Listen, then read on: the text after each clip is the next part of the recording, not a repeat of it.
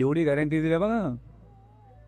5व्या अध्यायात मगाशी गॅरंटी दिली बघा, तू याच जन्मी देहांती व वाणीला गोचर न होणाऱ्या माझ्या परमानंद स्वरूप श्रेष्ठ पदाला प्राप्त व्हाल यात शंका नाही. कोण दिली एवढी गॅरंटी?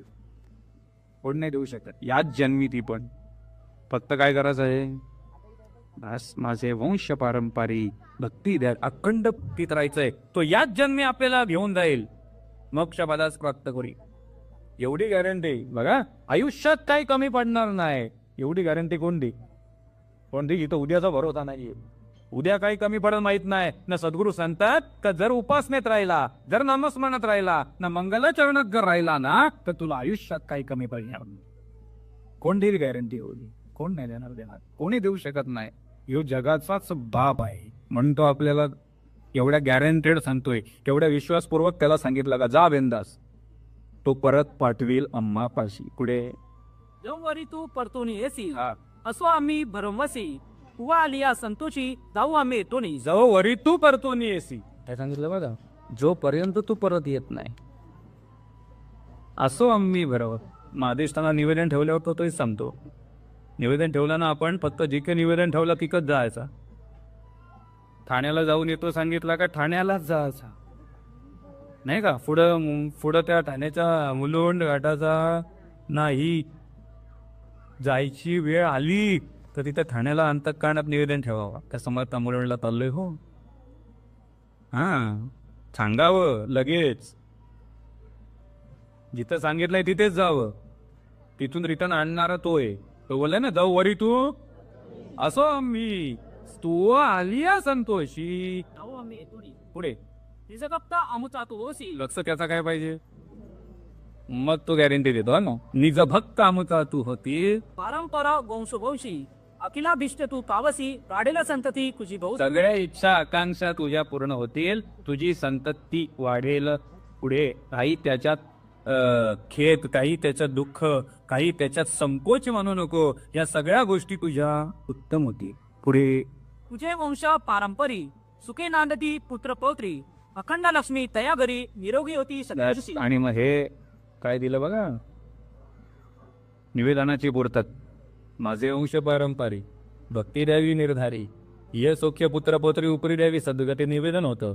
त्या निवेदनाचं प्रत्युत्तर, त्या निवेदनाची पूर्तता.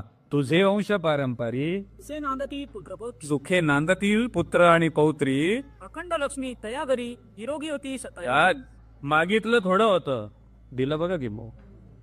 निरोगी होती शतायुषी, आयुष्यभर 100 वर्ष निरोगी होतील. फक्त भक्तीकडे राहिलो पाहिजे.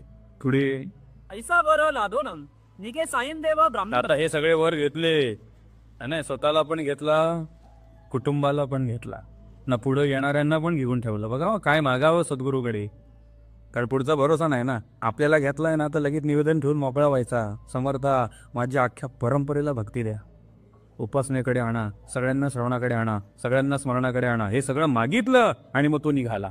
काय कुठे निघाला बघा, ऐता वर लादोन निघे सायन देव ब्राह्मण, जिथे होता तो यवन गेला त्वरित.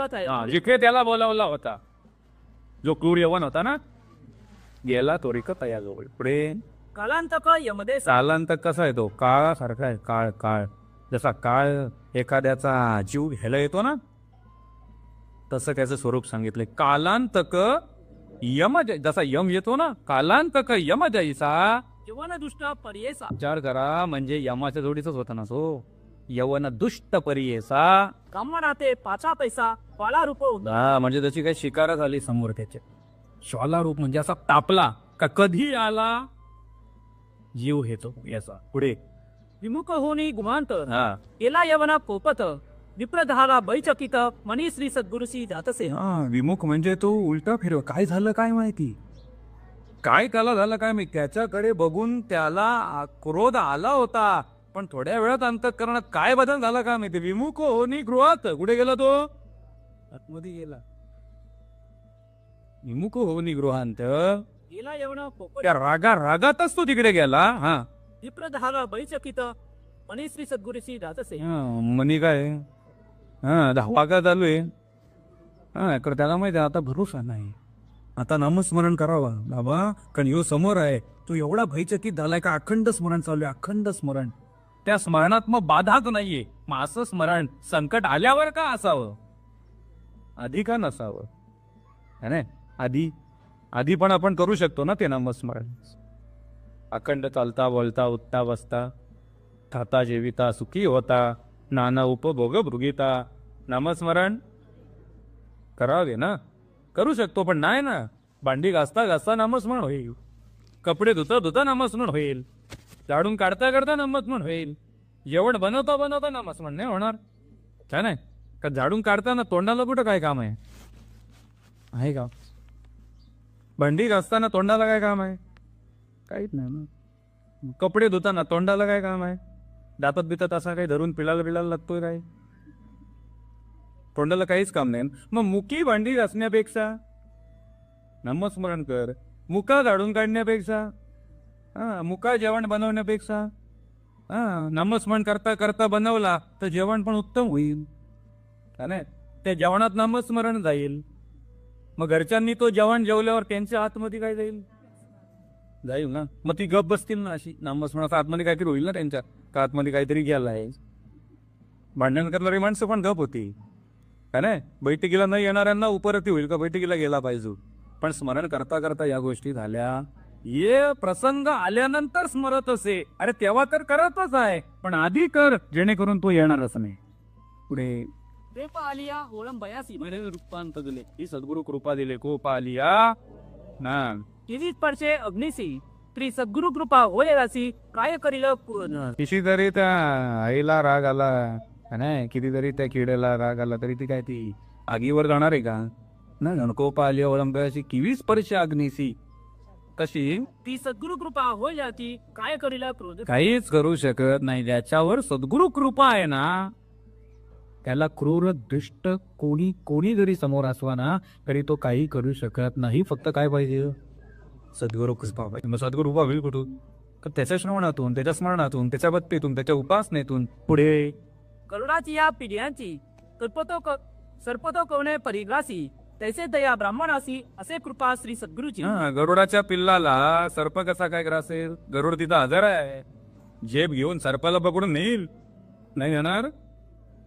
काय समर्थ दिलंय बघा. म्हणून ही उदाहरण दिली. गरुडाची या पिल्लासी सर्पतो कवणे परिग्रासी तैसे ब्राह्मणासी अते कृपा श्री सद्गुरु. तैस त्या ब्राह्मणाला कोणाची कृपा आहे? सद्गुरूंचा लेख आहे. सद्गुरूं का लगाय तो सद्गुरूंची मुलगी येते, तिला कोण हात लागेल? फक्त ती काय पाहिजे? स्मरणात पाहिजे. मग कुठला साप जरी आला ना, तरी तो त्याला पळवू शकत नाही. पुढे का एखादे सिंहा की तेरा बतो के बिगासी श्री सद्गुरु कृपा होय जासी कली काळाचे भय नाही. श्री सद्गुरु कृपा होय जासी कली काळाचं भय नाही. बघा मग आता कुठलं भय आलं? कली काळाचा भय नाही तर मग शेजारचा का भय? कोणाचा भय? फक्त काय करायला पाहिजे? तू सद्गुरु कृपा झाली पाहिजे त्याच्यावर. जसा एखादा हत्ती सिंहावर धावू शकत नाही, कारण सिंहाकडे पण तेवढी ताकद आहे, त्याप्रमाणे सद्गुरु कृपा जर असेल ना, तर त्याला कली काळात सुद्धा गळत नाही. पुढे त्याचे हृदय श्री सद्गुरु. फक्त काय पाहिजे? हृदय. कुठं हृदय पाहिजे ना? हृदय नुसतं आता वही खरीद नको, आतून पाहिजे. चारी वाचा त्याचं स्मरण केलं पाहिजे, काय नाही? तो वरती एक ना आतमध्ये एक असं नको, काय नाही? पाहुणे आले वरून ती बाई बोलते या या या, नाही का? 2ला दुपारची जेवण समजा झालेली आहे, नाही ना? भांडी बेंडी आवू ना की बाई सोफ्यावर बसायला आली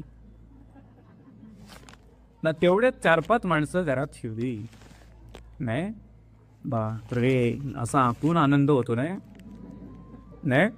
आतून आनंद त्याची बोलते या या वरून नका ना, आतून बोलते आया आया. आता जेवणाला असतील तर बरं आहे, नाही तर घाम काढतील रे, माझा घाम काढतील, नाही बरं? ही 2 तोंड नको, 2 तोंड.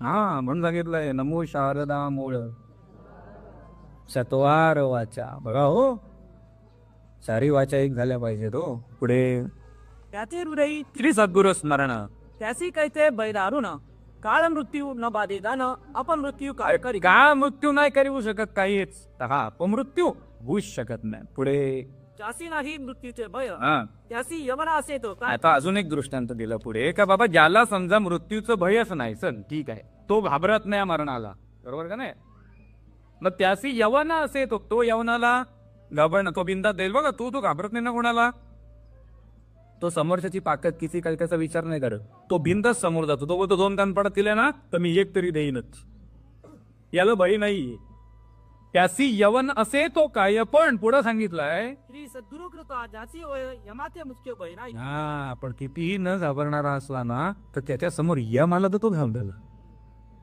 तो यवनाला बरे घाबरणार नाही पण यमाला घाबराल तसा सद्गुरु कृपा ज्याच्यावर आहे ना तो यमालाच घाबरणार नाही घाबरत बाजी प्रभू जेव्हा सद्गुरु आज्ञेत होता तेव्हा यम बाजूला उभा होता नव्हता यम न्यायला तयार पालखी घेऊन हा पण बाजी बोलतो जोपर्यंत तोफांचे आवाज आले नाही ना